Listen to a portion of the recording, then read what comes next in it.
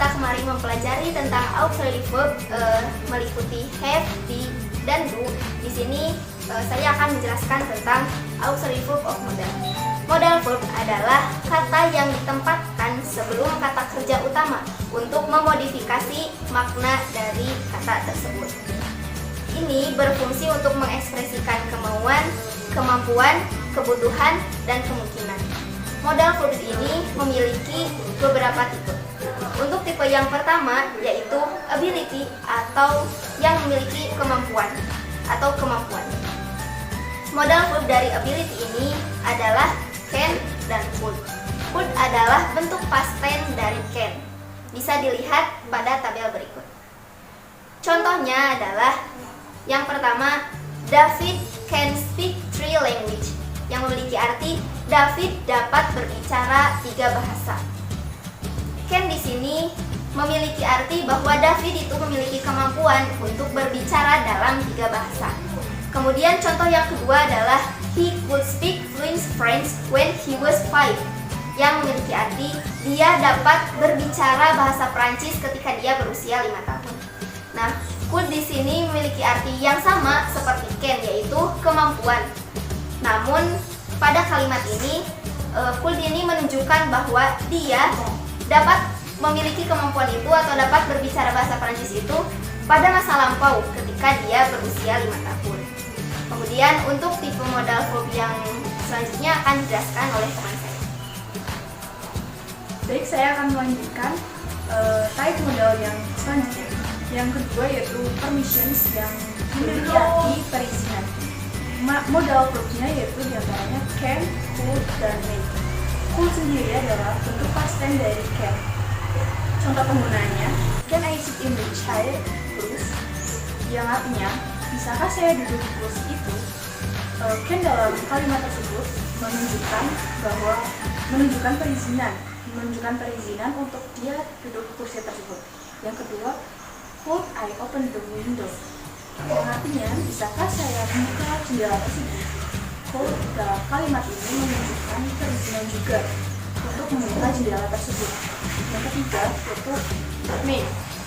May I borrow your dictionary? Bisakah saya meminjam kamusmu? May dalam kalimat tersebut juga menunjukkan perizinan untuk meminjam kamus. Yang ketiga ada advice, yang artinya nasihat. Modal verbnya yaitu should. Contoh penggunaannya yaitu you should visit your dentist at least twice a year. Yang artinya kamu harus pergi ke dokter gigi setidaknya 2 kali dalam setahun.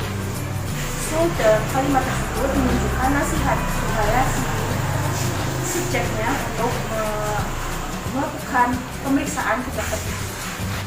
Yang kedua yaitu you should try to lose weight, yang artinya kamu harus mencoba untuk menurunkan berat badan. So dalam kalimat ini menunjukkan nasihat supaya dia dapat menurunkan berat badan. Sekian dari saya lanjutkan ke teman.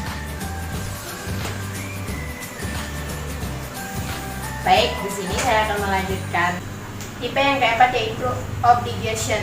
Nah, di sini obligation sendiri yaitu kewajiban. Ada modal verbnya itu must dan have to. Nah, contohnya itu I must memorize all of tense rules about tenses. Nah, yang dimana artinya yaitu saya harus menghafal semua aturan tentang tenses ini. Nah, untuk penggunaan modal verb sendiri di sini yaitu must sebagai modal verb. Nah, selanjutnya yaitu ada contoh you have clothes before you get in the mosque, yang artinya yaitu kamu harus melepas sepatumu sebelum kamu masuk ke masjid. Nah, untuk penggunaan modal verbnya sendiri yaitu have to sebagai modal verbnya sendiri. Nah, selanjutnya yaitu ada tipe yang kelima yaitu possibility, yang artinya itu kemungkinan. Nah, untuk modal verb sendiri ada might dan may. Nah, di mana might sendiri adalah bentuk past tense dari may. Nah, contohnya yaitu it look nice but it may be very expensive. Nah, artinya yaitu itu terlihat bagus tapi itu mungkin sangat mahal. Nah, untuk penggunaan modal verb sendiri di sini menggunakan kata might. Ada selanjutnya yaitu call dan can. Nah, untuk call sendiri adalah bentuk past tense dari can. Untuk contohnya yaitu Richard might be coming to see us tomorrow, yang artinya Richard mungkin akan datang untuk melihat kami besok. Nah, untuk penggunaan modal verb sendiri di sini menggunakan kata might. Baik, itulah penjelasan mengenai modal verb. Perlu menjadi catatan juga bahwa setelah modal verb itu mesti diikuti dengan base verb atau kata kerja dasar. Demikian yang dapat kami paparkan. Mohon maaf apabila ada kesalahan dan terima kasih untuk perhatiannya. Wassalamualaikum warahmatullahi wabarakatuh. Dadah.